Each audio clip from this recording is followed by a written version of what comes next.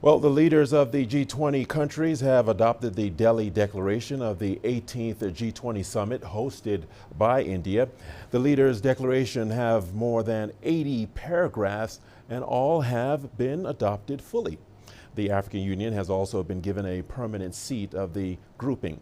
The two-day summit began on Saturday in New Delhi under the theme of One Earth, One Family, One Future by Ravinder Bauer. Let's take a look.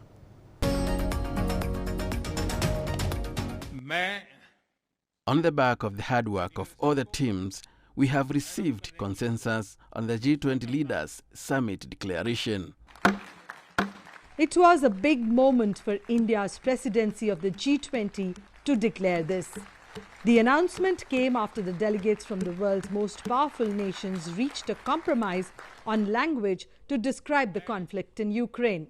Obviously, because of the ongoing conflict, the strong views about it, considerable time was spent, especially in the last few days, in regard to geopolitical issues, which really centered around the war in Ukraine.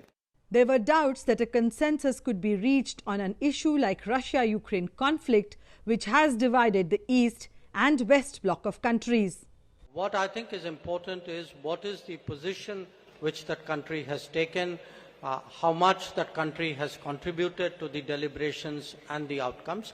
And I would say here that, all the G20 members, and since the question was asked specifically about China, I would say China as well, that China was very supportive. आप सबकी सहमति से The Leaders' Summit started on a positive note when the African Union, or AU, was given a permanent membership of the bloc. The leader of the AU received a warm welcome as he was offered a place at the conference table for permanent members. The AU has also started engaging on with respect to the kind of reforms we would like to see with multilateral financial institutions, with the United Nations Security Council. It's a new beginning in global affairs. It is India's day as president.